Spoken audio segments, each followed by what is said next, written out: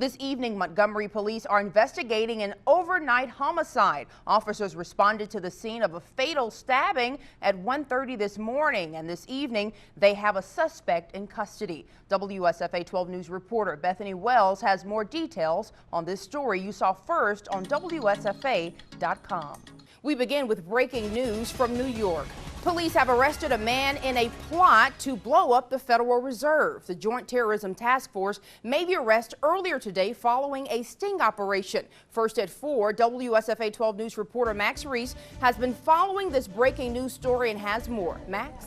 Hey, Tametria, the FBI had been tracking the suspect, and it's worth noting here, Tametria, that the Federal Reserve in New York is only blocks away from the construction site that's going on at the World Trade Center.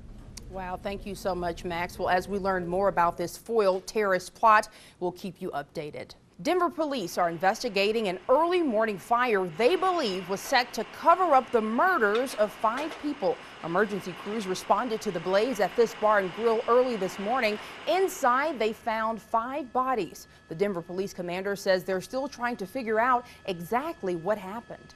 On the Consumer Watch this afternoon, you may already be using apps like Foursquare or Yelp to get deals when you check in on your smartphone, but what if all you needed was your face? That may soon be possible. New face scanning technology could recognize you when you walk in a store or restaurant and then link you to a personalized deal. Linda Picaro explains.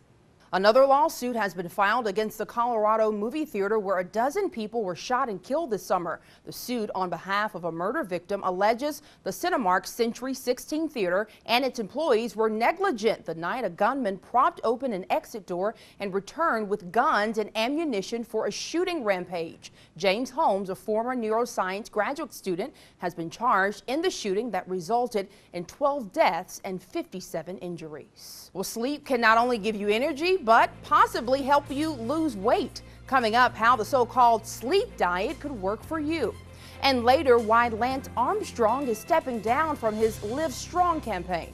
One of the 17 victims was a senior mechanical engineering student from South Alabama. Riley Dunn of OP escaped the bar with minor injuries, but he says he's still rattled by the terrifying ordeal. Reporter Jennifer Oravit has his story as we continue our team coverage. Well, the woman who allegedly shot her estranged husband and his girlfriend will face charges in Florida and Alabama. In northwest Georgia, thick black smoke can be seen for miles. The fire started Friday, and get this, crews are still on the scene.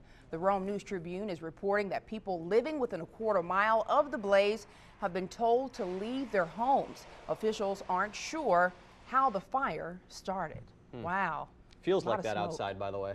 Hot. Hot. Like a fire hot. But it's still beautiful, right, with the sun. You know. You haven't been outside, have you, Tametria? You've been in this studio for way too long. We're going to talk temperatures and prove Tametria wrong coming up. This morning, a Lee County deputy and his canine partner are recovering in the hospital after the deputy tried to avoid a deer. Lee County Sheriff Jay Jones says it happened around 3 this morning on Alabama Highway 51 South, also known as Marvin Parkway. Sheriff Jones says the deputy was traveling southbound when a deer ran out in front of him. He attempted to swerve when the vehicle left the roadway and struck a culvert. The patrol car came to a stop in a ditch. Sheriff Jones says the deputy was airlifted to Columbus Regional Medical Center, where it appeared he suffered severe injuries to the face, neck, and head. He has fractures to the face, but the sheriff says thankfully the injuries are none life-threatening and he is expected to recover soon. His canine partner suffered some injuries, including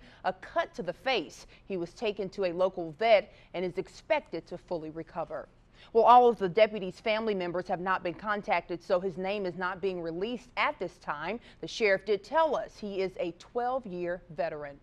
Also this morning in Lee County, 2 people are recovering after being hit by a vehicle in Auburn. It happened around 9:30 last night. Auburn Police Chief Tommy Dawson says 2 pedestrians were hit at Toomer's Corner in Auburn. The governor says he will save taxpayers $1 billion. Good evening, I'm Tametria Conner. Governor Bentley says that's exactly what the people voted him and lawmakers in to do. but it could mean some people will lose their jobs. Raycom News Network political reporter Max Reese has the story first at 9. Imagine a life without ever eating fruits and vegetables. Well, that's a reality for some Americans, but a new program is hoping to change that. Doreen Gensler has this report. Jeff Jumper joins us now, and I noticed that it was like a little cooler once the clouds started moving in. Oh yeah, the clouds move in, you get the breeze coming from the storms off in the distance. Even if you don't get rain, that breeze does feel good to me. Well, First at 4 is ending, but WSFA 12 News at 5 is just seconds away. A final check of weather is coming up right after this.